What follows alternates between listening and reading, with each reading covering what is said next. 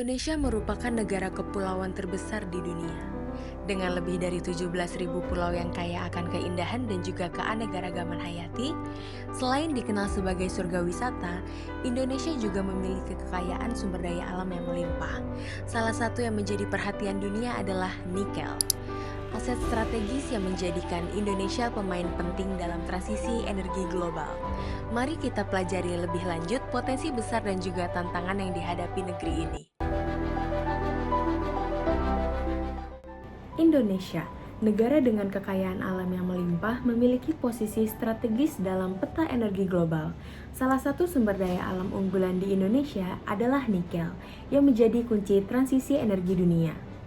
Indonesia kini setidaknya menguasai 23% dari cadangan nikel global, setara dengan 17,7 miliar ton biji, dengan produksi 175 juta ton pada tahun 2023, cadangan ini diperkirakan cukup untuk 30 tahun ke depan jika tingkat produksi saat ini terus berlanjut. Secara geografis, Indonesia ini terletak di kawasan strategis yang menghubungkan Samudra Hindia dan juga Pasifik. Posisi ini mempermudah distribusi sumber daya ke pasar Asia, Eropa, dan juga Amerika Serikat.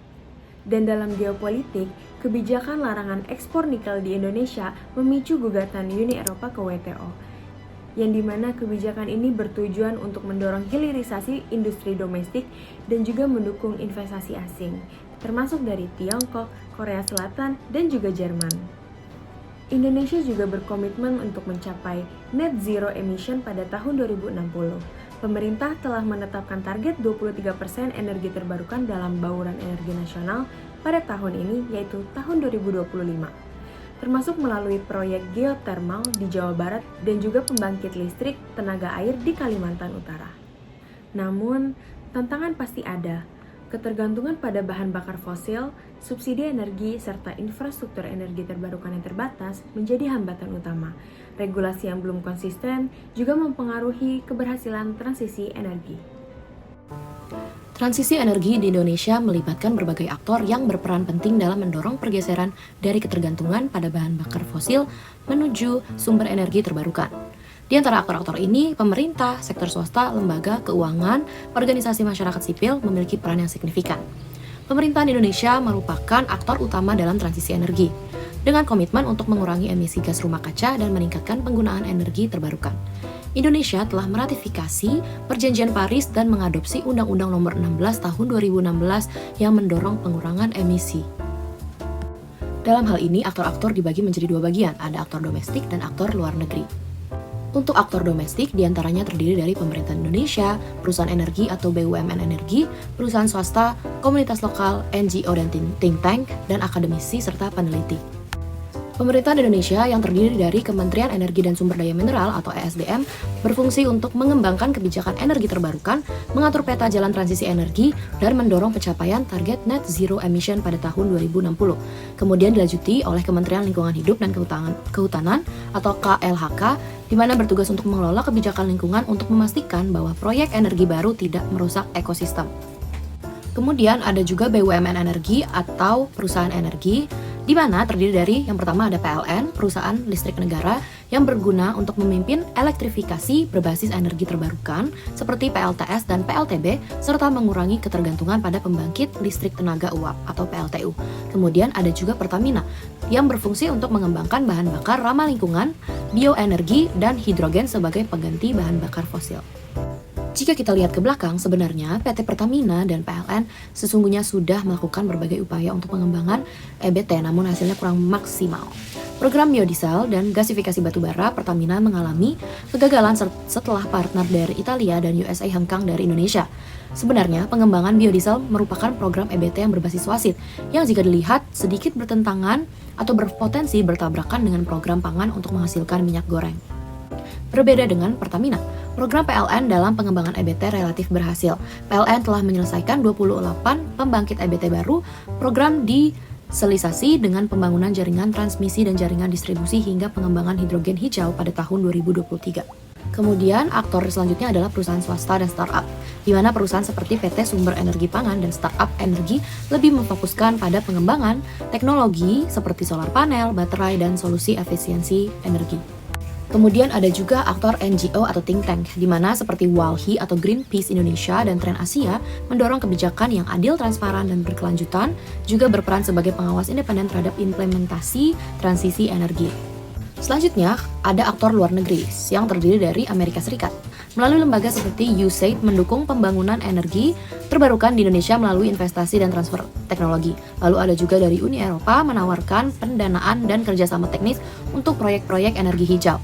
Lalu ada juga dari Jepang dan Korea Selatan di mana memberikan pinjaman lunak dan investasi pada pembangkit listrik berbasis energi baru dan terbarukan seperti PLTS dan PLTB. Ada juga dari China melalui Belt and Road Initiative atau BRI untuk mendanai beberapa proyek energi terbarukan meskipun juga masih mendukung proyek PLTU berbahan bakar batu bara. Lalu ada juga dari lembaga keuangan internasional seperti Bank Dunia dan Asian Development Bank, di mana mereka memberikan hibah dan pinjaman untuk proyek energi bersih seperti pembangunan PLTS di Nusa Tenggara. Ada juga Green Climate Fund, di mana mendukung pembiayaan transisi energi untuk mitigasi perubahan iklim. Ada juga investor dari perusahaan multinasional, seperti perusahaan Tesla. Mereka menyediakan baterai, teknologi energi bersih, dan Shell. Mereka membantu transisi dari minyak bumi ke energi terbarukan, di mana mereka berinvestasi dalam proyek energi di Indonesia. Masing-masing aktor memiliki peran-perannya masing-masing. Kalau domestik, pemerintahan menjadi regulator utama seperti BUMN dan perusahaan swasta sebagai eksekutor proyek transisi. NGO dan masyarakat lokal bertindak sebagai pengawas independen untuk memastikan proses transisi yang adil. Sedangkan kalau aktor luar negeri, mereka mendukung melalui pendanaan, transfer teknologi, dan kerjasama strategis untuk mempercepat adopsi energi terbarukan di Indonesia. Kementerian BUMN tengah mendorong BUMN sektor energi yang memiliki kontribusi terhadap pencapaian dekarbonisasi agar Indonesia bisa mencapai rencana menurunkan emisi 29% pada tahun 2030 sesuai dengan Paris Agreement. Dari banyaknya aktor yang telah saya sebutkan, berikut ini adalah aktor-aktor utama serta fungsi-fungsinya dalam membantu penciptaannya energi terbarukan di Indonesia.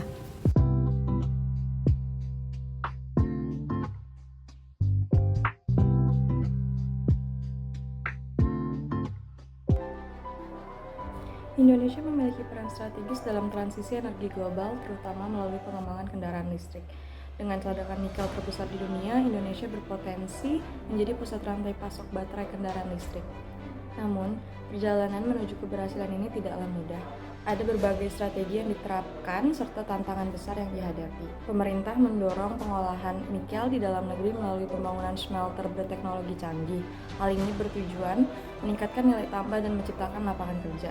Namun, strategi ini memerlukan investasi besar dan teknologi tinggi yang belum sepenuhnya tersedia di Indonesia. Selain itu, pengembangan infrastruktur pengisian daya kendaraan listrik juga menjadi prioritas. Pemerintah dan PLN aktif membangun stasiun pengisian di lokasi-lokasi strategis.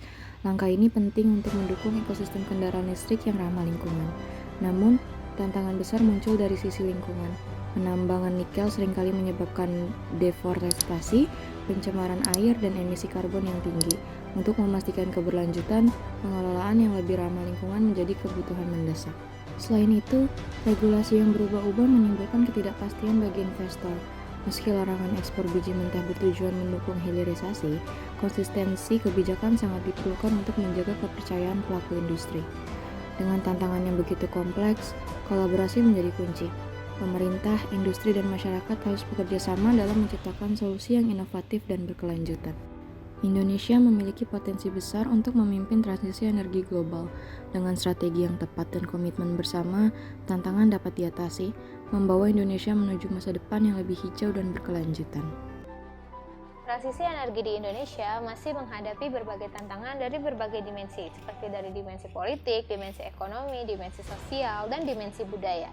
Dari sisi politik, subsidi bahan bakar fosil masih menjadi hambatan yang cukup besar. Ketergantungan ini menguras anggaran negara dan memperlambat upaya mencapai target energi bersih yang sesuai dengan komitmen COP26 atau Conference of the Parties ke-26.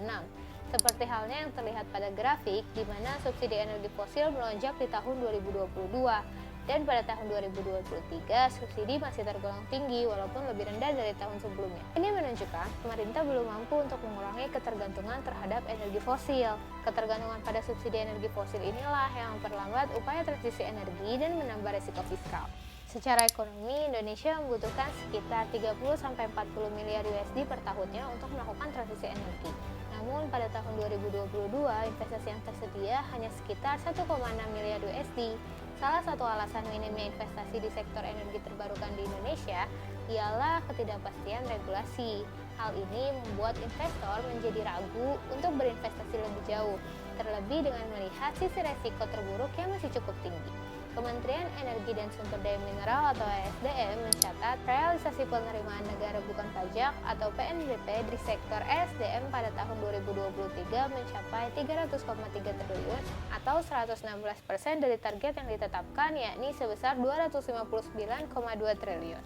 Sehingga hal inilah yang membuat pemerintah menghadapi dilema antara mengejar target transisi energi atau menjaga kestabilan ekonomi. Regulasi stabil, menekan resiko, dan investasi yang menarik penting untuk meningkatkan bank capability sektor energi terbarukan. Di sisi sosial, penerimaan masyarakat terhadap energi terbarukan juga masih rendah. Pendidikan dan pelatihan terhadap tenaga kerja menjadi kunci menciptakan masyarakat yang siap menghadapi perubahan. Budaya konsumsi energi fosil yang mengakar juga masih menjadi tantangan. Perubahan pola pikir masyarakat sangat penting untuk mendukung transisi energi ini. Teori yang digunakan adalah teori ekonomi politik energi. Teori ekonomi politik energi ini secara langsung menangkap hubungan antara kekuasaan, kepentingan, dan kebijakan, yang mana hal ini menjadi inti dari tantangan transisi energi di Indonesia.